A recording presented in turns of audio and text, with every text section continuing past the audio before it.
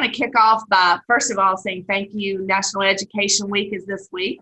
And what a year to celebrate education. We know that you all have been given incredibly difficult assignments as educators. I know as a parent, I can hardly face each day, so I can't imagine what your teachers are having to put up with. So thank you for all you do. I'm going to turn the meeting over to Dr. Sutton, but I want to brag on him for just a minute and tell you all, if you haven't read about him in the newspaper, which thank you, Brian, wherever you went, for covering his hiring. I think it's so fascinating. Dr. Sutton actually has an MBA. So he has a lot of experience in business. He actually taught marketing, economics, and computer programming at Clover High School. So for me at the chamber, when I read that, I was super excited to know that we have a superintendent who understands the business world. He also worked as a bus driver. We've seen that in several inspiring stories. So he knows what it means to work hard. He knows where people are coming from. I think he understands our small business climate here in Chester County. And I'm just really proud that he has that experience and can combine it with his expertise in education. So I'm super grateful for his being here. Should also mention, besides being a Winthrop grad and all the wonderful accolades in education, he's a Panthers fan.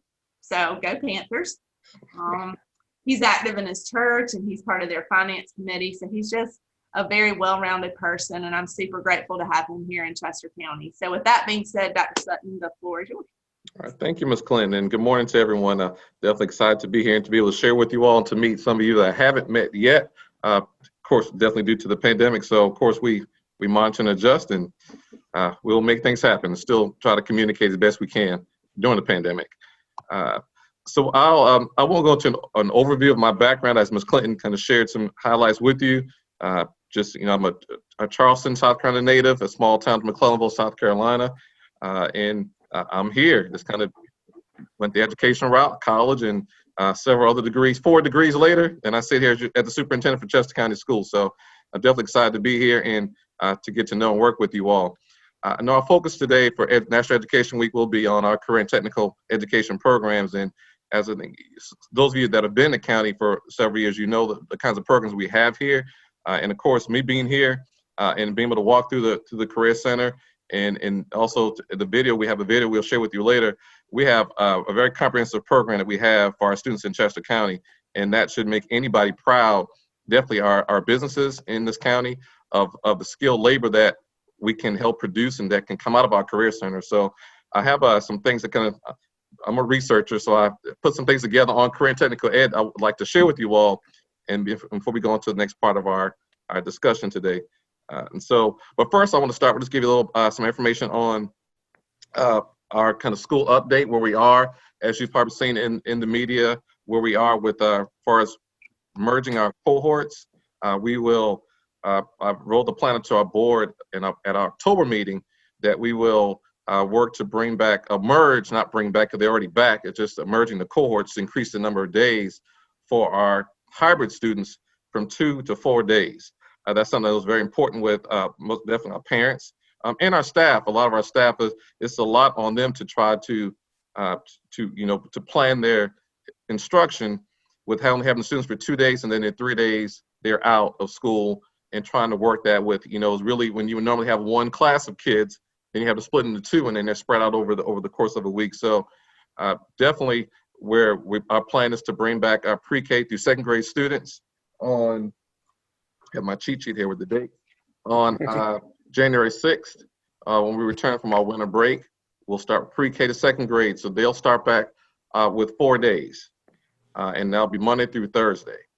And then on January 19th, we will phase in our 3rd through 5th grade students in the district. And that's all contingent upon that the 4K through 2nd grade, if that transition is smooth and the kinks are worked out and we feel comfortable with what we're doing, because the main thing we have to keep in mind is to make sure we have safety measures and those things in place, that it works well for students and for the staff members in our building. So right now that's January 6th for 4K to 2nd grade, and January 19th for grades 3 through 5. They would start coming in 4 days as opposed to 2. And then at the second semester change for grades 6 through 12, that's February 8th right now, that middle and high school, they would start they will move from 2 days to 4 days. And so we will maintain our Fridays as a remote day for all. That day allows for several things to occur. That's for small group instruction that we've found to be very beneficial in our county, to have students come in on a smaller basis to work with us teachers for those that need additional assistance. And it allows for the deep cleaning of our building. Our buildings are cleaned daily, but the Friday they could do a deeper clean, some other chemical things like that, we kind of need the buildings to be a little more, sparsely populated for that part of it on the Friday piece. And it also allows our staff members to participate in staff development at the school level, because we're not, based on the cleaning aspect during the week, we've asked all of our schools to kind of be vacated by 5 o'clock during the week, so the custodial staff can initiate their cleaning process to prepare for the next day. So our teachers and principals, they don't have a lot of time after school's out during the week to hold meetings with their staff or professional development. So the Friday allows for that as well. And that kind of trend is catching on in the state, and meetings I attend and sharing ideas of when we merge cohorts, that is an idea that's catching on with other districts in our state, to have a 4-day model and have that one day for the intense cleaning and professional development and staff development for staff members. And so that's just a little update on our return to school. And we know that's definitely important for parents in our communities, that they may be able to work. And it's just a lot, taking on that teacher role from home. And so that's a key thing. It was a key thing for us to be able to work with the community to be able to safely bring back students for more days. In addition, we also feel comfortable in January doing that, because we will also have our plexiglass shields in place that's already here in the district, and we're just waiting. Those will start being installed, I think, this upcoming weekend, as the crew comes from another district to Chester County to install plexiglass shields for our classrooms with tables in them, and for throughout every classroom that has desks. The schools they've already arranged the desks and tables in all of our classrooms across the district. So we have the supplies, so now we're just waiting on the installation crew, again, which should start this weekend, in installing those shields throughout our district in preparation for the January influx of more students on a daily basis. So, and those shields, you may have seen some on social media and online, the shields that we have, they're mount from the floor and extend up above the student in their desk. So they're covered on all sides, and they're just the back where they're not covered, so the student can move freely from the desk. So, so those things will be in place when we return from winter break. So I definitely want to talk to you all about the importance of career and technical education in Chester County School District. As you all know, we have a comprehensive career center, and I've worked in several districts, and I'm very impressed with what we have in Chester County schools. Career and technical ed is one of the most important parts of our modern American education society. As we know, a lot of students may not want to go straight to the college route. And so the career and technology, those career and tech ed programs are very crucial to the workforce of our county and in our nation as a whole. While it may seem like CTE has only been praised recently, career and technical ed has proven over the course of history of preparing students for high demand careers that help them in their lives to live their lives to the fullest. Even when it was called vocational ed, and a lot of you can remember the terminology from years ago, vocational ed was not looked at as a highly sought after career path for students. It was kind of where people thought, well, those kids that weren't as smart, those kids are the ones that went to vocational ed. But as we know, that's where a lot of students can come out. They learn those skills and those trades, and they can end up making more money than those with a college degree. So CTE does play a pivotal role in students' lives. So what is it that makes CTE so crucial to education as a whole? I would ask you all just to think about that. And through my research and experiences, there are 5 areas that I was going to briefly touch on. Number one, 95% of CTE students graduate high school. And number 2, CTE has an incredible career demand, as we all know. And number 3, CTE students achieve better grades. They have that focus, and they're more, the drive is there they're more motivated to complete their schoolwork and to perform well and then at high levels. And 4, CTE has surprisingly more satisfied students. And number 5, CTE offers students powerful direction in their lives. That sense of purpose is developed through career and technical education. You may notice that most of these reasons have to do, of course, with students as opposed to teachers or administrators. And that's where the focus should be on our students and what is going to be best for them to come graduate high school with those skills needed to be able to contribute to our district and beyond. CTE, as you all know, is focused on student outcomes. After all, if students they can't take their education and apply it, what is the point? And that's what our society, the students we have now in our schools, students want to know instantly, how's this going to benefit me moving forward beyond this class or this our high school or middle, elementary, middle, or high? How's it going to help me? How can I apply what I'm learning on a day-to-day basis? To drive that point home, let's start with the most impressive fact about why CTE is so important. As I mentioned, 95% of CTE students graduate high school.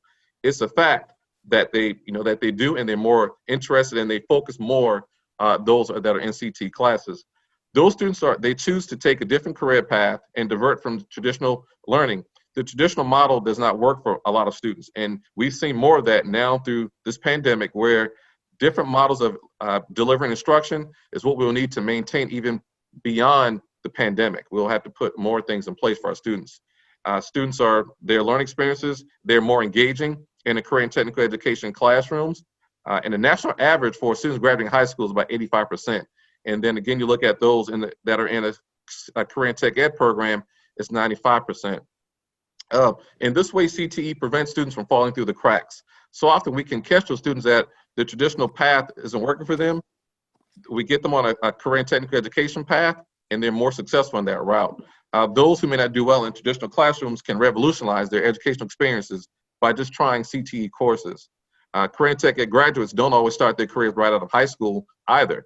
They go right straight into the workforce.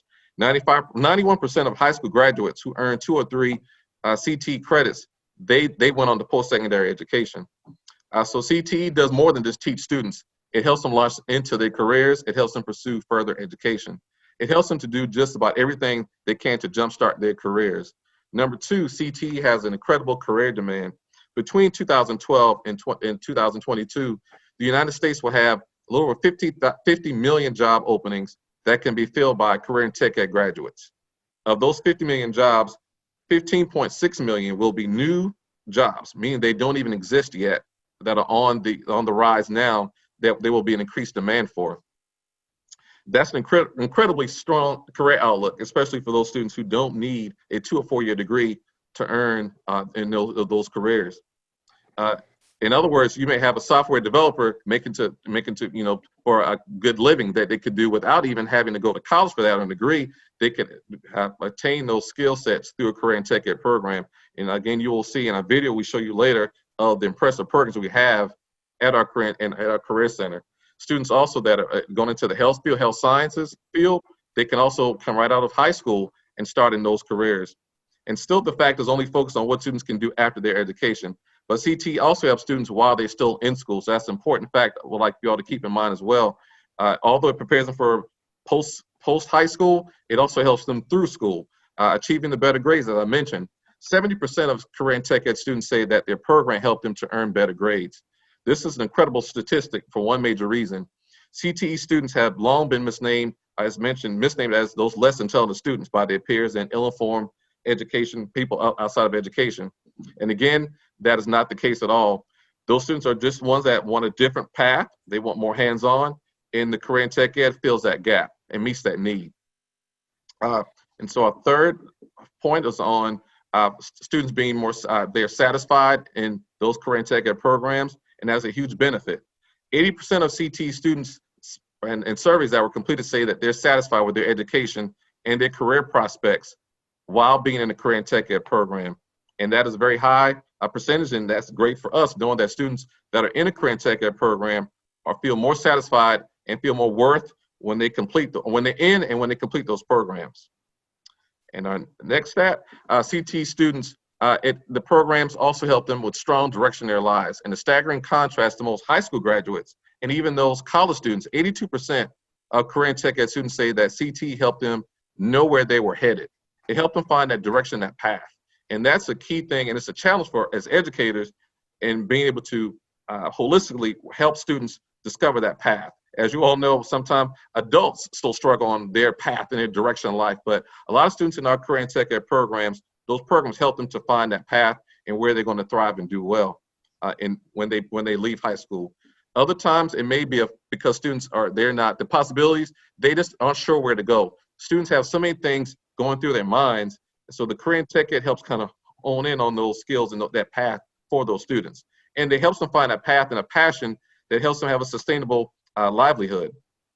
Regardless of the reason why they choose Career and Tech Ed or not, it's to be noted that 55% of all high school graduates do not feel prepared for careers or post-secondary education. And it's not a Chester County issue, it's an issue throughout our nation. And just that we have so many mandates on what we have to cover. And again, students, they do not find or see the relevance of some of those key mandates. But Career and Tech Ed, the hands-on piece is so important for a lot of our students. It helps them find that sense of direction. And as a result of the power of Career and Tech Ed, it's important that we do not underestimate the power of our Career and Tech Ed programs. At its core, it allows students to try something new compared to the education models that we've seen and that we've ourselves been accustomed to coming through school. It is extremely hands-on. That is important for our programs and helping to prepare our students for our workforce in our county. And see, Career and Tech Ed, to sum it up, is a high yield investment that any school or community would be crazy to ignore. CTE has become so important that it's no longer possible to ignore it. Still, many students, parents, teachers, and community stakeholders may not realize just how much a Career and Tech Ed program has to offer in our communities. So I encourage you all today and to help spread the word and share the wealth and help our colleagues in our community understand why CT is such a crucial part of education and workforce development in Chester County. As you will see from the tour, the video we will show shortly, our students are learning those skills and trades that will result in the supply of future workers for positions in our county. I ask you all to continue to provide opportunities for our students to complete apprenticeships and job shadowing opportunities for our students and our businesses in our county. Those contributions are extremely valuable in cultivating a skilled workforce in Chester County. It also results in students remaining in our county, which also spurs future economic development.